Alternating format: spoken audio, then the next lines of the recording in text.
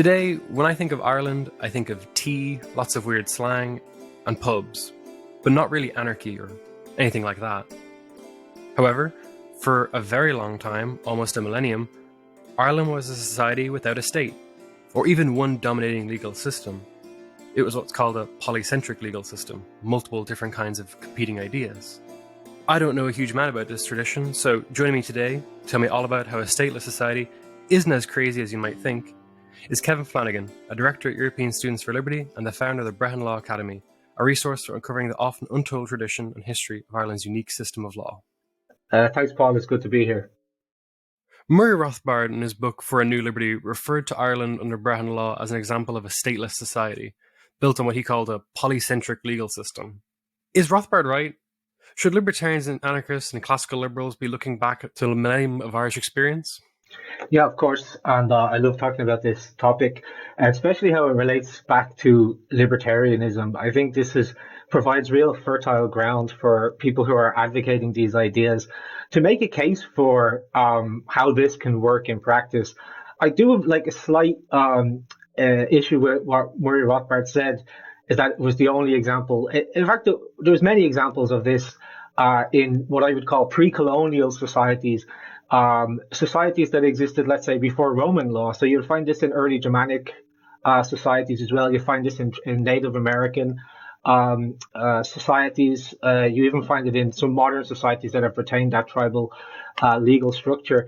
The interesting thing about Ireland and why it provides such an interesting case is it's got a lot to do with the written record, and that the written record in Ireland started at a very early period. So we had the advent of St. Patrick around 432 AD. And shortly after that, we started to see the rise of the monastic schools. And the monastic schools had a really deep love of writing that we see still in Ireland to this day. And this is why we have a lot of references and a lot of materials that explain to us how the society might have worked in an ideal sense. So some of the things that I'm going to talk about they're more like ideals and principles that we're aspired to in society. Whether they always worked in practice is a different discussion and a bit of a deeper discussion. But ultimately, the idea is that law begins and rests and ends with the people who are going out into society, interacting with each other, engaging in commerce, doing business. And then what happens is certain customs. First, it's a habit. And a habit becomes a custom when it's done over a longer period of time. And then that custom becomes a norm. And then eventually the norm becomes a law. One of the things I loved about the Brehon Law when I first started reading about it was how they referred to these laws. They always spoke of them in a very lofty, with a high respect and reverence for the nature of a law. They would talk of the laws being as old as the rocks, or as old as the hills, or as being around since time immemorial. And one of the interesting things about that was that time immemorial just basically meant that they'd been around for as long as anybody alive had been around. So that was around 90 years. Once a custom had been generally practiced and used for 90 years among the people themselves, then it was held to be an expectation in society, a norm, which we would later give the status of a law.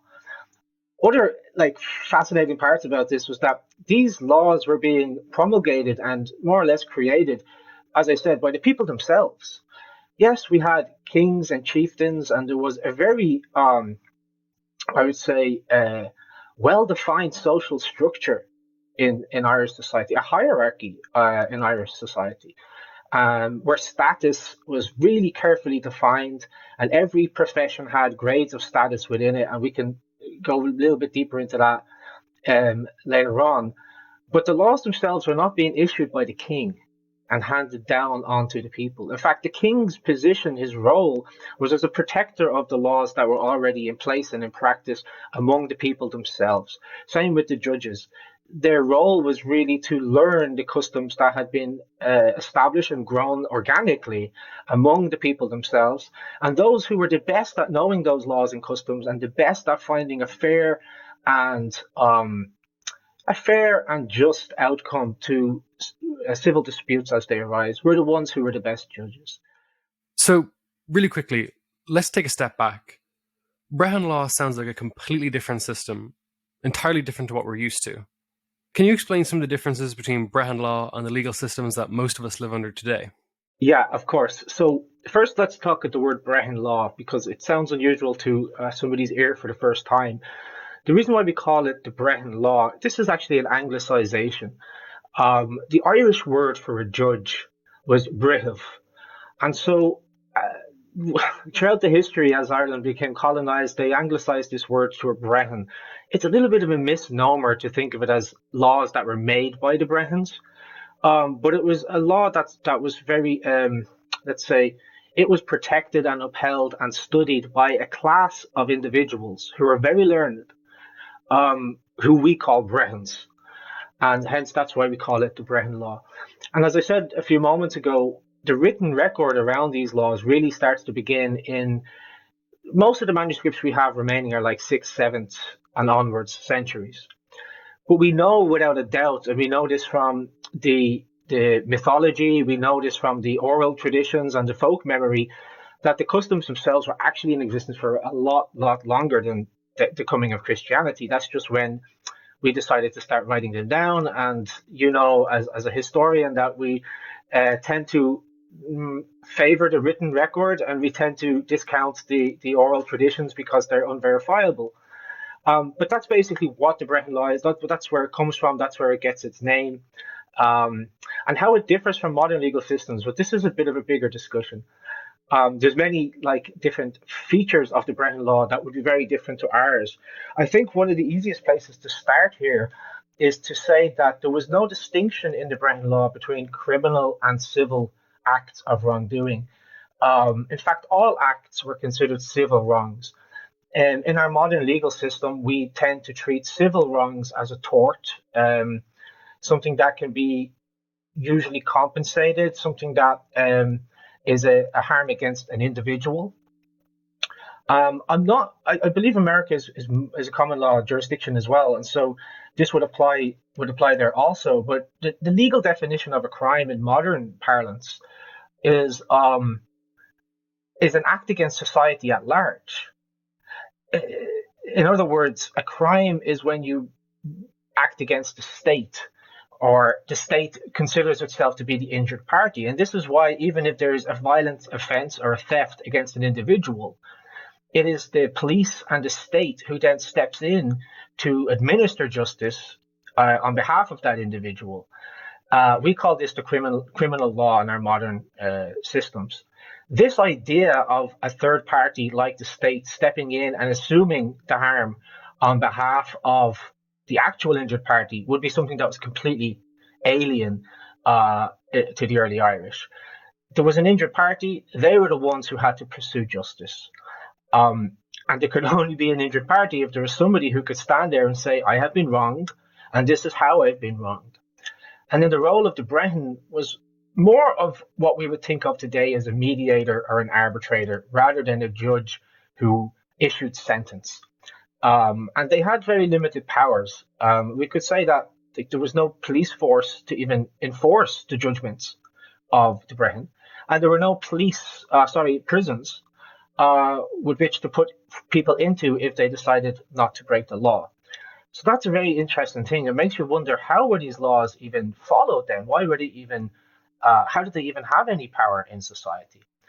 And a big part of this was because of the community aspect of it. Like I alluded to at the start, this was a polycentric system. So if somebody breached the customs of the society and then refused to make amends for that, there were mechanisms built into the society itself which would make it very costly for somebody to ignore those judgments. So it was basically in your best interest to follow the judgment of the Brehon if you wanted to continue to act in society, if you wanted to do business and trade and have a reputation, which is also a really important aspect of this law.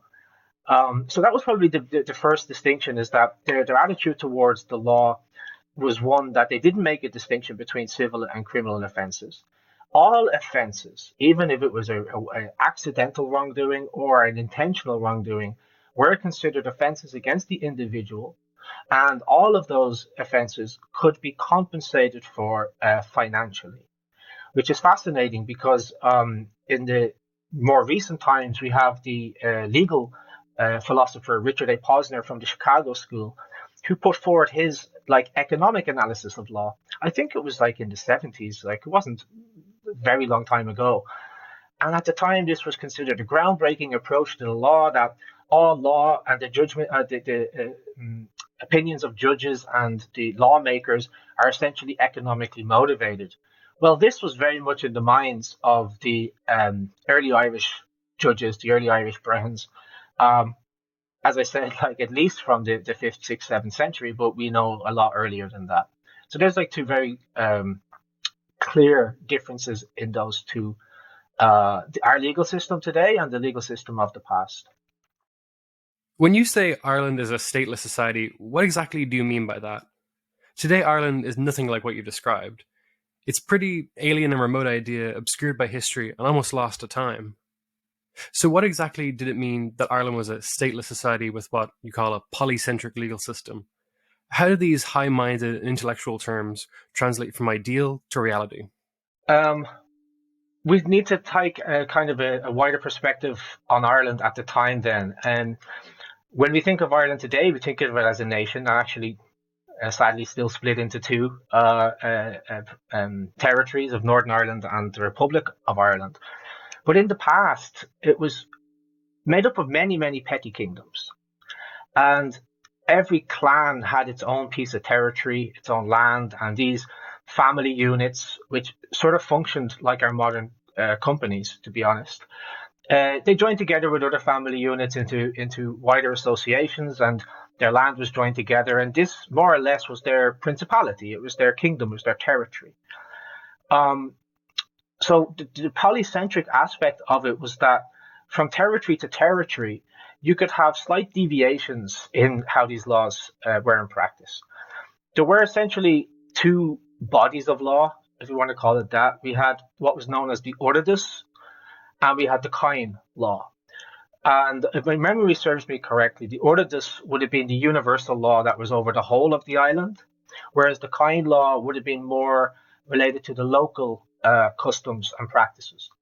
The Ordidus, therefore, would be dealing with things that are actually unlawful everywhere in the world. Okay, when we talk about natural law, this is what we're getting at here. That fundamentally, you don't cause harm, you don't steal from people, you honor your contracts, you don't cause injury. And if in the event, through accident or design, that you do that, you make amends for it, and the law is there to help victims to get amends for that. Whereas the Coin law would be make account of the maybe not such a high level of natural law like harm, loss, or injury, but the more kind of subtleties, the interaction between neighbors and so on that might differ from essentially from culture to culture within the island. If we look at it today from our perspective, looking back, we see it as a more of a homogenous culture, but they didn't necessarily see that themselves. They were their own clan, they were their own people, united by a common language, yes, united by a common law and a common bloodstock, like a genetics, what we call the Gaels. But within that family of the Gaels, there were many, as I said, kingdoms, principalities, tribes, chieftains, and so on. So this sounds like a brilliant system with some really humane and genuine libertarian and anti-authoritarian attitudes. But there's something that makes me question Brehon Law. How can you have a stateless society with a king? From the period that Brehon Law was dominant from 400 to the 1700s AD, kings had the power to tax their subjects, create new and often arbitrary laws, as well as mint coins and regulate trade. So were Irish kings different, or were they just like their continental counterparts? That's a great question. And there's quite a lot to unpack in this because it's very different from what we're used to today. First of all, I should say that when I use the word king, we really need to divorce it from the idea of the continental monarchies, European traditional monarchies. The Irish word for the king was a rí or a taoiseach, which is still what's used today for the Prime Minister of Ireland, the taoiseach, which means a chieftain. They did not have the power to mint coins. They didn't have the power to impose laws on people. They were subject to the same law, actually, as the people. That's a simple answer. In practice, then, the kings did have a role in the administration of the law. They were the ones who kept the Brehon. They would provide for a Brehon. They'd have their court judge, so to speak. And because the king was helping to administer the justice of the land, he would be entitled to a portion of the case. Okay, a small fee for the king. Um, so using words like, and I've done this myself because it just catches the attention to say that it was a libertarian system, or as I've called it before, ancient Irish anarchy. To be fair, these are kind of misnomers because the Irish were not using these words themselves. It wasn't like they were aspiring to be libertarian. They weren't defending liberty like we need to today. They were just living their lives in a way that seemed practical and made sense. And many aspects of this would be features that we look to today and like in our libertarian discourse. There are also aspects of it that would seem quite socialist. For example, there was a common ownership of land that was divided among the tribe periodically. There were also certain social safety nets built into the tribe to make sure that the people who were less fortunate were being taken care of. And this comes back to what was the real role of the king. In historical times, they had a very ceremonial position and almost like priests. But there is a saying from the Council of Cormac, who was one of our most celebrated high kings. And he says, never a forgetting of the needs of the folk, never the chieftain at feast when the people hunger. So this wasn't mandated in the sense that this was a redistribution policy that was mandated by the government.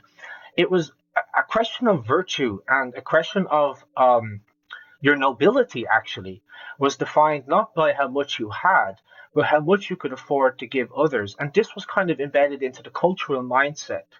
And because of this cultural mindset, this is why a lot of these things that I'm talking about worked. It would be maybe very hard to reestablish these ideals today because it was, as I said, a polycentric system. It was built something that was embedded into the culture itself. Now, on the libertarian nature of the king, nobody had the divine right to rule like we have in the primogeniture of the European continental systems, that the firstborn son of the king, regardless if he was a madman, a child, or a fool, had the right to rule because he was the firstborn son of the king. In early Ireland, that was not the case. The chieftain was selected from all of the eligible clansmen, everybody who was of the right age, who had the right kind of dignity, the person who the family and the clan, the wider clan, decided were the best representatives for them. A man who was a leader in times of peace and of war. And there's like a lot of mythology tied into this. They said that, when there was a just king, the cows would be full of milk, the orchard would be full of fruit and things like this. So it's tied into the mythology and the kind of relationship the people had to the land itself. But if he went against the customs of the people, or he started to become tyrannical in his leadership, they could just withdraw their support for him because he was only in power because he had the support of the people who were armed most of the time. And I just want to say, like at the start of this, I said I'm talking about the ideals. In practice, of course, there was feuds, there were struggles for power and things like this. But the ideal of society was that no man had the right to rule over others, and the king himself was to be bound by the same laws and customs that the people were bound by. In some ways, Brehon Law sounds like a very progressive system. Today in America, because of protests over police brutality, ideas of police and prison abolition, formerly only researched by academics, have kind of come to the forefront. Many might disagree with defunding the police or abolishing prisons, but Ireland and Brehon Law shows us a world that existed without police and without prisons, but with peace. At the same time, though, Brehon Law is quite an old system rooted in very particular culture. So, was Brehon Law similarly progressive with ideas of egalitarianism, or was it quite strictly hierarchical? Yeah, and I really appreciate this question. it seems kind of weird when we talk about something so old as being progressive, right? Um, but yeah, you're absolutely right. There were no prisons. There was no police force to enforce the laws. It was done through, let's say, cultural norms like ostracization was one punishment. People losing their status, which I'll get to right now. But the Irish were also the very first ecologists.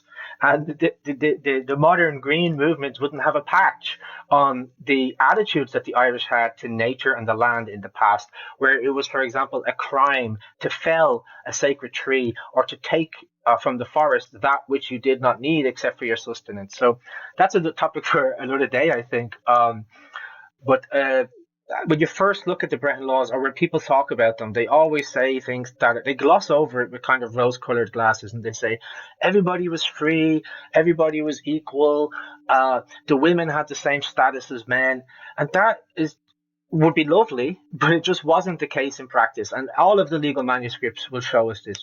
It was an incredibly hierarchical society, and some people might shudder at the thought of that. My view on that is the only thing worse than like an unjust hierarchy is having a hierarchy and not acknowledging it. And acknowledging the hierarchy allowed for the robust type of legal system that we're talking about. So, as I said before, there were grades within society. You had the bonded people, the people who were chattel slaves in a sense. Who didn't have real freedom. Their sustenance and their life was dependent upon the people who were their masters, let's say. And this cannot be conflated and should not be conflated with the horrendous slavery that happened in the American context. It wasn't that type at all. It was, in a sense, if those people were not in that servitude, they would probably have starved and died. So there was a sense of this here where it was your status was determined by the actual circumstances in your life. So the very first grade of free men were the free farmers who didn't own land. You were free, but you didn't have a lot of property. The next grade above that would have been the free men who had some property. And then the grade above that again would be the learned classes. So this is where we get to the judges, the poets, also the keepers of houses, the hospitallers, and things like this. Then the next grade we get into what were called the Nemedian. And Nemed is the Irish word for the nobility. So we had the noble classes. And then above the noble classes, you had the chieftain of the tribe. And the chieftain of the tribe was under the chieftain of the province. And the chieftain of the province was under the chieftain of all of Ireland, who we call the High King. Now, this is the idea. This is the kind of how the Brehons thought society should work in an ideal sense. But as I said, in practice, we see that this wasn't always the case.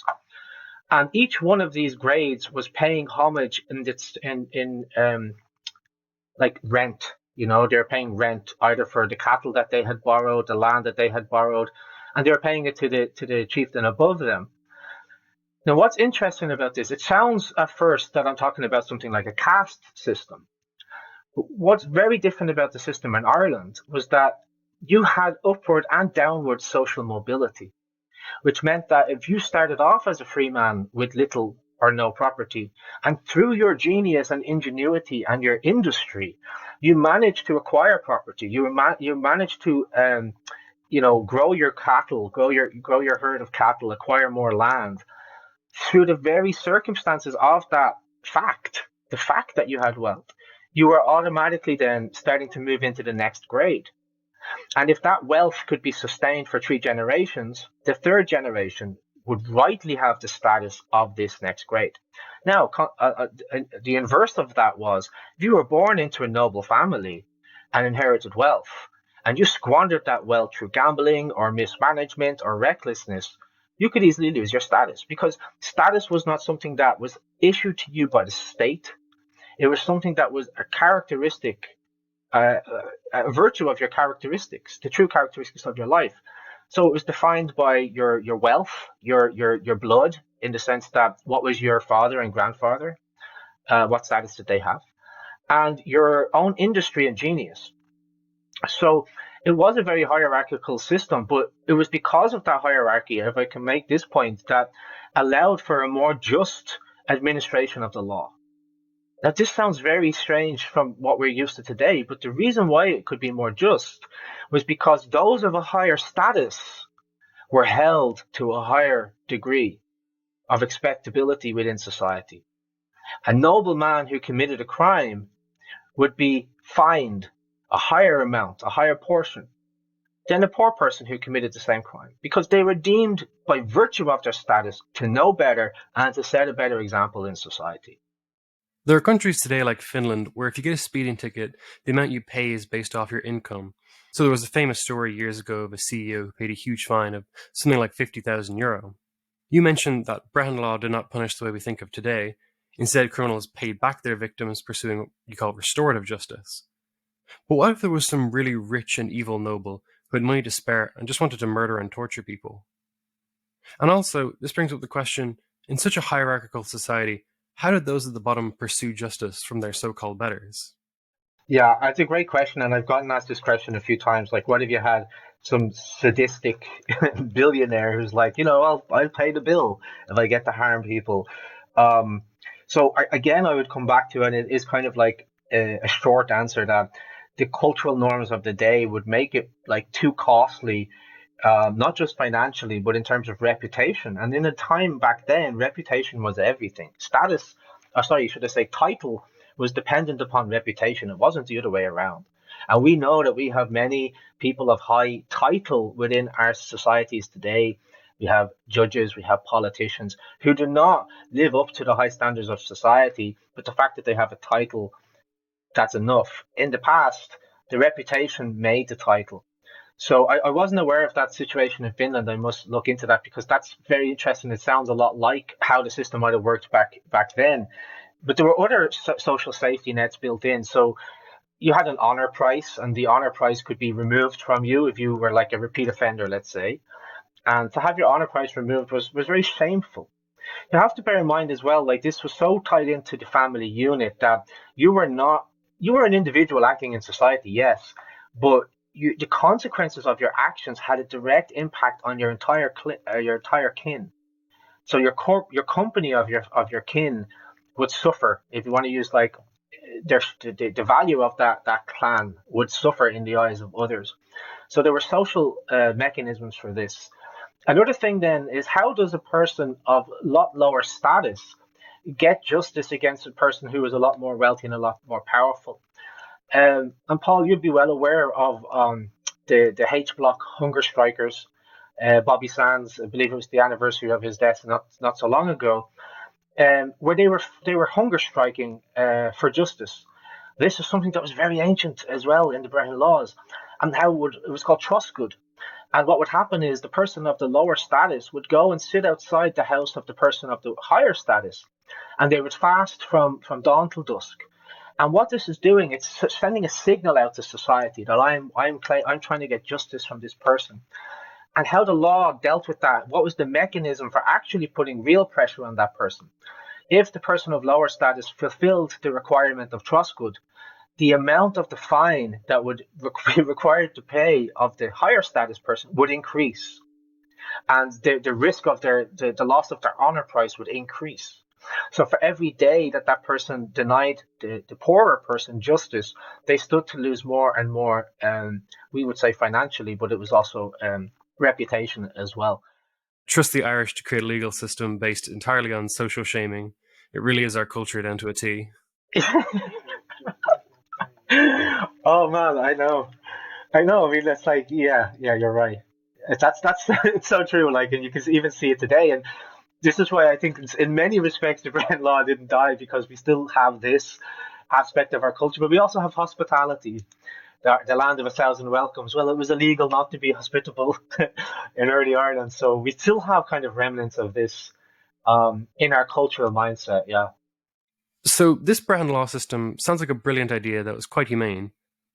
Looking at it today, we might be a little unimpressed, but for most of human history, you have to remember that the vast majority of legal and criminal justice systems were quite brutal, filled with all kinds of torture, violence, and mutilation. And there was also numerous capital offences in places like England, where all the way up to the 1800s, you could be killed for property crimes. So if this system was so much more humane and reasonable, why did it die out? Why did it ever peter out and become a distant memory if it was so effective? Well, you're opening up a can of worms. The two Irishmen talking about this. You're opening up a can of worms with that. This was not something that was voluntarily given up by the people.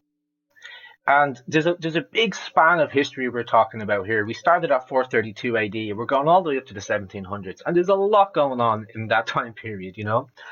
Um, if we go back to the early Anglo-Normans invaders, after a period of time, there was a bill, sorry, a statute issued.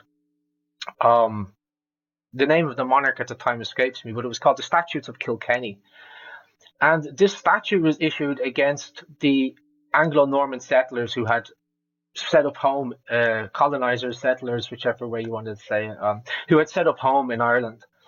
But what had happened is they'd been there for so long that they started to adopt the manners and dress and customs of the native Irish, who were always described as barbaric, as savages, and this like to dehumanize them and to therefore legitimize the Anglo-Norman conquest. One has to ask the question: why would these Normans, who were, coming from more or less noble stock, abandon the courts of the common law and move instead to the courts of the Brehon Law? And I think you're hitting on the key point there. It was because they had this humane aspect to it. The English writers talked about at the time talked about how disgusting the Irish law was, because when somebody had killed another person, he could get away with just paying a fine and not be hanged for it. So they had a very different view. And also, we should just point out, at this point in the history, there was no Protestant church, there was no Church of England. They were all Catholic. So something different caused this, very deep differences between these two people.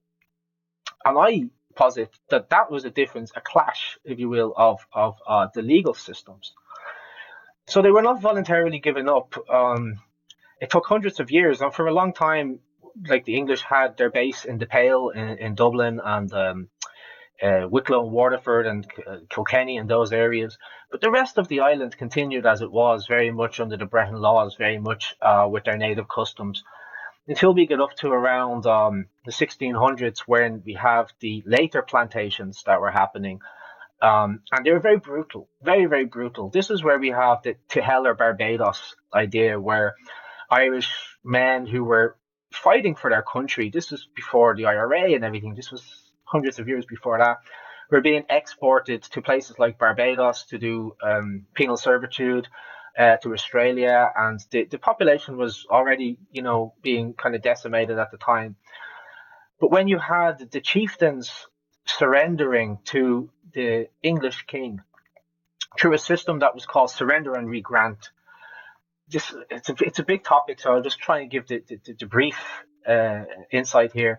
They basically would surrender their lands and titles, the native titles and lands that they had, to the English king, and have them regranted to them under the English title of nobility of an earl or a lord or something like that. And there's a whole other conversation there about the legal nature of why that happened. It was actually Ulster in the north of Ireland that was the last to fall, and the customs in Ulster were existing like right up until the turn of into the 1600s, the Battle of Kinsale and the flight of the Earls.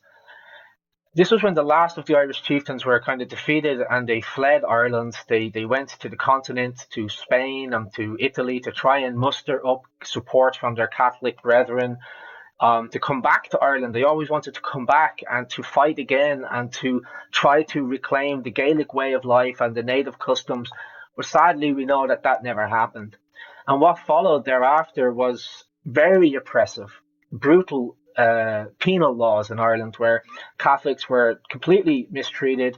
Second-class citizens couldn't inherit wealth, weren't allowed to speak their language, would be killed for doing so.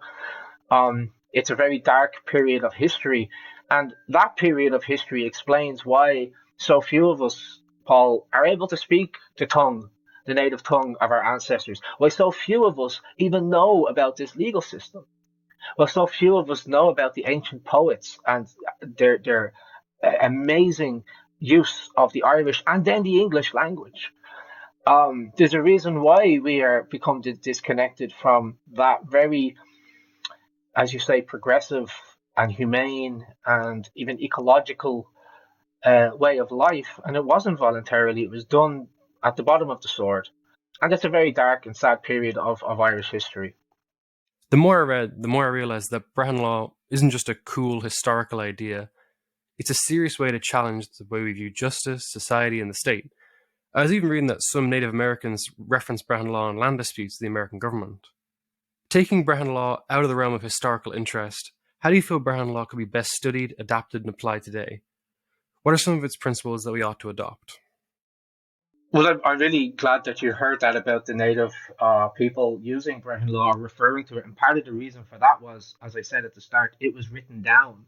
So they have a reference, whereas a lot of these other cultures was an oral tradition, and our system doesn't work well with oral traditions. And um, I have a degree in law. I've studied law. I have a degree in law and society. And when I was studying in law, I graduated in 2013. There was this buzzword being thrown around a lot, like restorative justice, like it was a new thing that they had just discovered. When in actual fact, this was the natural order of things in pretty much all human society before you had the colonialism, you had empire, you had the state centralized nature of law. So there are a couple of things that I've pulled out of this that I think, okay, they're ideals, and I'm not sure what steps we would need to take to get to that. But starting with restorative justice, I think, like focusing on restitution over retribution. And I'm happy to say in Northern Ireland, they do, in the Department of Justice, they do have a restorative justice department. And I've been speaking to a woman who's worked there for, I think she said 20 years, something like that. It's mostly dealing with youth crime, and it's as an alternative to jail. Okay, so that's creeping in there. It's being talked about. It's being talked about in academic circles. And the very basic principle of restorative justice is, what can we do to put the victim into the position they were in before the offense took place? And you can't always fix things like exactly, but the Brehons felt like to get as close as you can to fixing it. The ideal here was, can the two parties to this suit shake hands at the end of it? Even if they don't have to be friends, they don't have to be allies, but can you walk away feeling that justice had been served? And we read time and time again in the Irish laws that even if the judgment was against yourself, if you were the wrongdoer, and even if the judgment was against yourself, you would be glad of the judgment because you felt in your heart, and we all know what that feels like. You felt that it was fair. So that's something that just more of a cultural thing that we can start to think about, and just think in our dealings with people, how do we resolve disputes in a way that we can put out the hand of peace at the end of it? I wonder if a big part of the respect for the judgments that were made was because under Brehon Law, defendants got to decide on their own judge. I don't know much about the law or going to court or anything like that, but in my opinion, it sounds like a great idea to be able to decide who your judge is. After all, you have really no clue who they are, and they don't really know much about you either.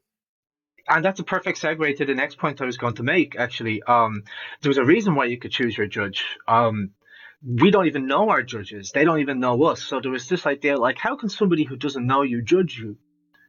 So it wasn't that you necessarily had a personal, close relationship with your judge, but it was the person who was being claimed against could choose the judge. So if I had a dispute with you, you had caused me harm, and I'm saying I'm taking you to law, you could say, okay, well, I'm going to pick the judge. Now, I've been asked before, would that not create an incentive in judge to favour the defendants? Well, this is how these built-in mechanisms of the customary law worked. The the judge, the status of a judge or the best judge was the one who could assess the details of the case and, based on the customs and his knowledge of the law, come up with a judgment that they called the true judgment. There was a feeling that there was a true answer to all disputes. There was a correct judgment. And we even have mythology of, like, the collar of Moran, the collar of truth, it was called. A judge called Moran would wear his collar, and it was believed if he uttered a false judgment, the collar would tighten around his neck and choke him until the true judgment was said. We have other cases in the mythology of a bad judge, a man who gave a bad judgment breaking out into blisters and boils on his skin so that the people would visibly see that this was an unjust judgment. There's also a story about Cormac MacArt, the King Cormac who I mentioned previously, when he was a boy. When he was a young boy, before he became king, there was a dispute between the queen, and a sheep herder, a female sheep herder called Benaid. And what happened was her sheep had gotten into the queen's crops, very expensive crops that were used for dyeing wool, and started to eat the crops. And her husband, who was the king, and kings often fulfilled this role of a Brehon in the same sense that we talk of like the judgment of King Solomon, we would talk of like a king needing to have the judgment of a Brehon.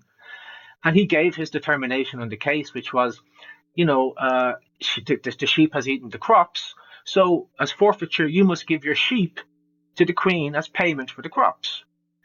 And now upon hearing this young boy who was destined to be a future king, said, well, this is a false judgment to the crowd. He said, this is the false judgment. He said, as the crops grow from the land, so does the wool grow on the sheep.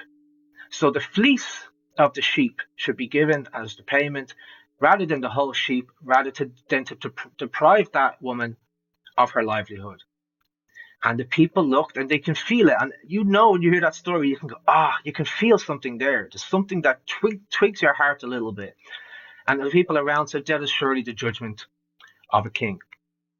So the judges were not like we have today, appointed by the state, appointed for political reasons. Very true in the case of America and the Supreme Court.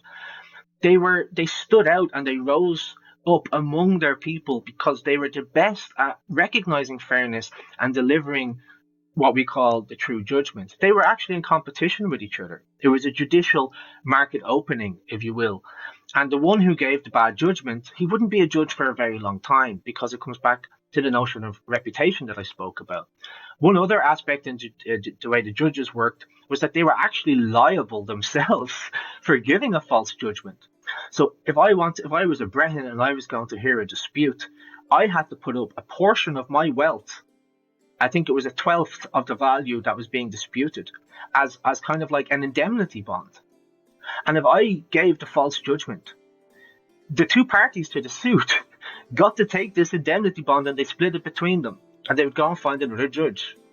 So not only did I stand to lose financially, I stood to lose reputationally, and as I said, that was everything. So you had built into the mechanism of justice these self kind of regulating principles that ensured that justice was being done. And if you were a bad judge, you were no longer a judge in the eyes of the people.